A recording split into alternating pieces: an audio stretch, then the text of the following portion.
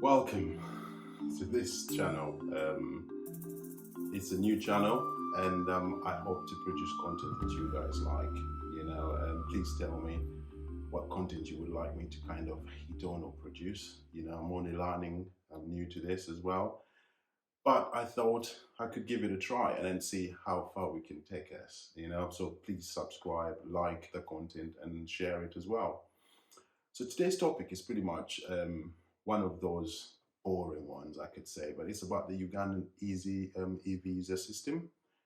So as a tourist, if you're traveling to Uganda, you need a pre-authorized e-visa, as they call it, the electronic visa, before you kind of travel to Uganda. And this came into effect 2021, last year. I didn't know this as well, so I was caught off guard. So basically, when you go to the airport without this visa, you will be denied. You won't fly to Uganda. So before, what used to happen is that you could go to Uganda and then buy the visa at the airport on arrival. They've stopped that, and to me, I'm wondering why. Now, what comes to my mind is probably the people at the airport were pocketing the money, the visa money, and not actually delivering it to the government coffers. And so the government, in a way to stop that, has managed to kind of migrate everything online. And in this way, when you pay online, the money goes directly to the government. Makes sense. But the problem with that is an inconvenience. Now before, if you were thinking of traveling to Uganda on a whim, you can't do it anymore, because now you have to plan far, before you kind of go there. You have to give yourself 5 days to travel, get your visas in place, buy the ticket, and then fly. For me, I think that's going to limit the number of tourists coming to the country itself. It's going to limit the number. I mean, if you have Kenya, you have Rwanda, you have Tanzania, most of these countries have pretty much similar tourist attractions, and they have different policies in terms of admittance of tourists. For Rwanda, for example, if you're a tourist going to Rwanda, and you're not going to spend more than 30 days, which most tourists do, by the way. Most tourists don't spend more than 30 days in a particular country. Mostly it's about 1 week or 2 weeks at maximum. In Rwanda, for 30 days below, you don't really need any visas. You don't. Okay? Now, Uganda advertises its niche, as they call it, that they have gorillas in the western part of Uganda. All right? But Rwanda advertises the same thing. So Rwanda has the same gorillas, because the gorillas cross borders between the two countries.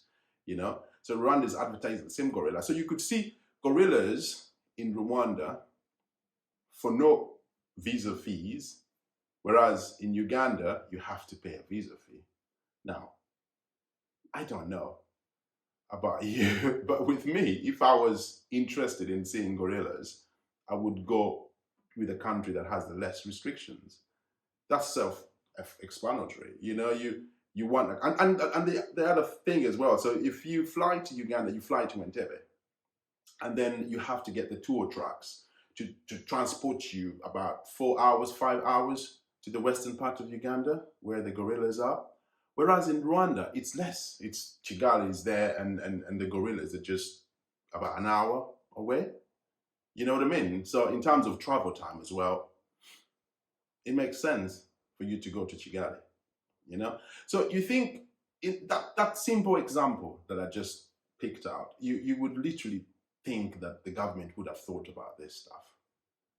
But it defeats my understanding, that they could just come up with a policy, blanket it around, and then hope for the best, Because I know, because they tried this before. In 2015, they raised the amount of the visa fee from $50 to $100.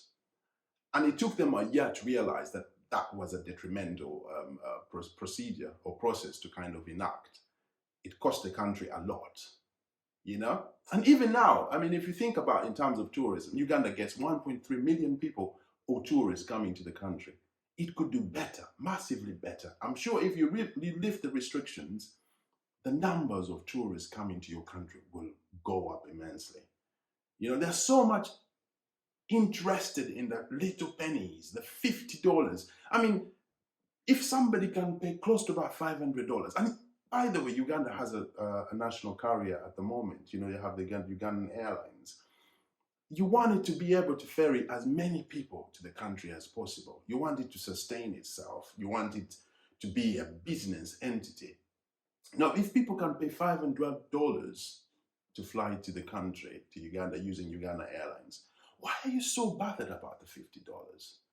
You know, because all that does, you know, people look at the $50 and say, all right, Rwanda, you don't have to pay. Uganda, you have to pay. Kenya, you don't have to pay. Uganda, you have to pay. Tanzania, you don't have to pay. Uganda, you have to pay. So where do they go? They go to the Kenyan safari. And by the way, the Kenyan safari is massively developed compared to Uganda's safari. You know, the hotels in Kenya are massively cheaper. You know, so why? Why does Uganda charge more? Is it because of the services? You know, that is ridiculous. The services in Uganda are not the best as well. And I'm not trying to diss Uganda, don't get me wrong. I'm just trying to get into the psyche of the people that make these policies. I don't really understand it at all. You know, and if you understand it, if you're a government official, please, I'm happy for you to come on this channel and let's discuss this, you know. But in reality, it makes no sense. It is just going to be a deterrent for tourists. It's going to be a deterrent for tourists. And it's going to be a problem for returning Ugandans as well. I understand you probably don't like Ugandans in the diaspora, but it's not good for business. It's not good for business, you know. Please, if you know anybody in the tourist office or ministry, please get them on this channel. Let them explain to us what is behind this kerfuffle in terms of the e-visa system. I mean, before I go, I would probably say that it would make sense if they migrated everything online to make the tourist experience much easier and faster. But it's not. You know, if you probably went onto the online and filled up a little form, pay the $50, get your visa instantly, that would be amazing. But no, it takes you 3 to 5 days to get an approval. Now, that is just going to act as a deterrent. Most people are not going to come to Uganda, and that's the problem. That's the desire. That's the truth of the matter, you know. And if you know anybody that can actually come on here and explain to us why it is a good idea, I'm happy to host them, and we could probably discuss this further, you know. Otherwise, I'll stop my ranting, and please share this video again, and let's get it to as many people as we can, so that we can get an answer on what's pretty much happening in the country. Thank you very much again, and I'll catch you in the next one.